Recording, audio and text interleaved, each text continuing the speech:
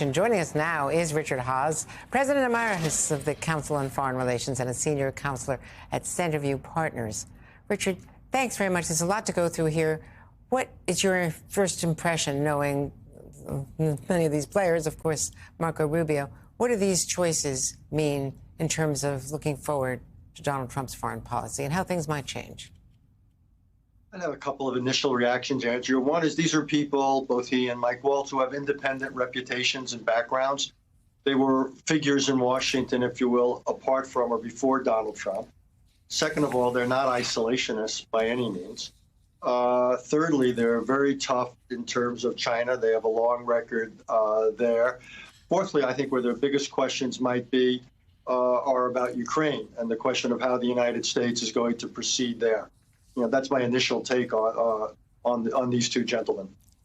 And I think that one of the things that caused a lot of relief from people I'm talking to in the State Department, frankly, is that Rick Grenell, who is very controversial, very confrontational, and very political, not an elected official, but somebody who was, you know, at the UN as a spokesman for many years, as you know, but also, you know, during the Biden years was an election denier, led the election denial, you know, challenges in Nevada, and has been a real, you know, fighter, not someone who gets along, not someone you would think of as a diplomat. So that was causing a lot of concern. So there's a lot of relief when Rubio was, you know, he wasn't named yet, but when the word came and we confirmed that it was Rubio.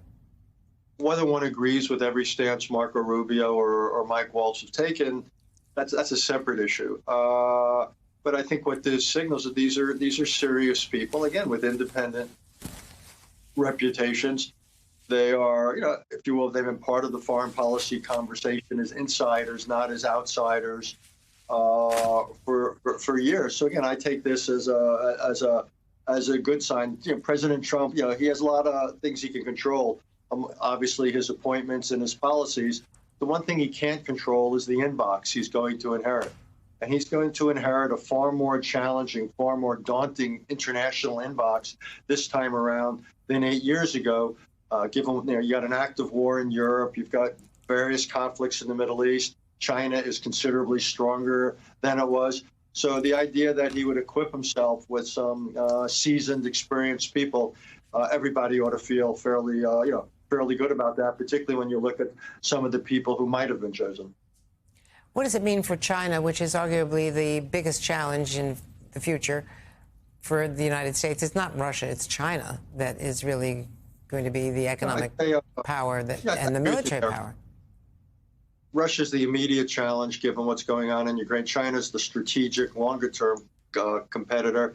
I don't quite know what it means. The idea that we're going to be forceful about China only tells you so much. To me, the bigger question, Andrea, is whether we approach China largely using economic instruments, tariffs and sanctions, or whether we're also prepared to introduce a healthy dimension of military assets into it in order, say, to deter China from moving against Taiwan.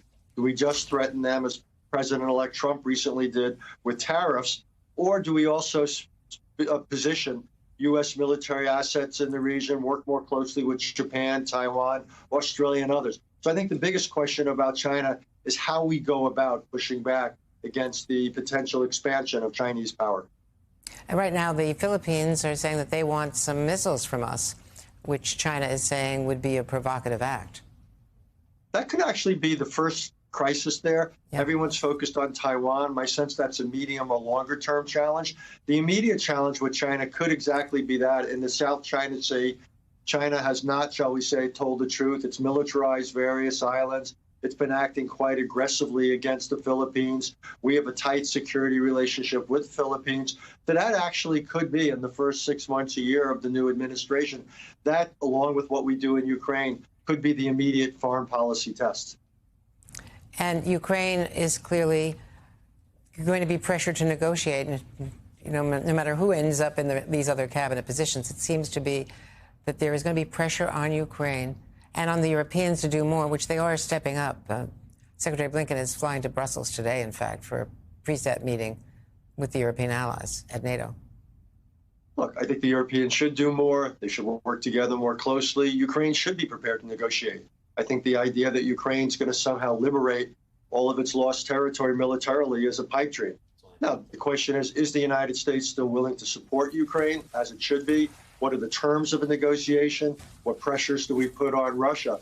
But I think after 2.5 years of this phase of the war, the tension or the emphasis ought to move from the battlefield to the negotiating table. That said, the devil will be in the details, and that we have to see what comes out of this administration, how balanced, how fair, how supportive of Ukraine they are, how much pressure they put on Putin and Russia to compromise some of their territorial ambitions. That we're going to have to see. A quick question, because today is a deadline that the administration set for carrying out a congressional mandate, the Leahy Law, to cut off weapons to Israel if they did not really ramp up their aid to Gaza. And by all accounts, they have not. The UN says they have not. I have trouble imagining the United States cutting off all aid, given what's going on in Lebanon, given the potential for an Israeli or Iranian confrontation. What I could see at most is some selective penalties against Israel. And hopefully Israel will move to make it easier for necessary food and humanitarian supplies to get in. They ought to do that. And can I ask you a quick question before I lose you? Elon Musk, does it trouble you at all that he's basically in residence at Mar-a-Lago with all of his foreign contracts and his investments in China? And if you need to get water. Yeah, I have trouble with any individual having, sorry, Andrew, I'm losing my voice here, who's somewhat unaccountable there. So that leaves me a little bit uneasy. Obviously, he has conflicts of interest. So, yes, it leaves me a little bit uneasy.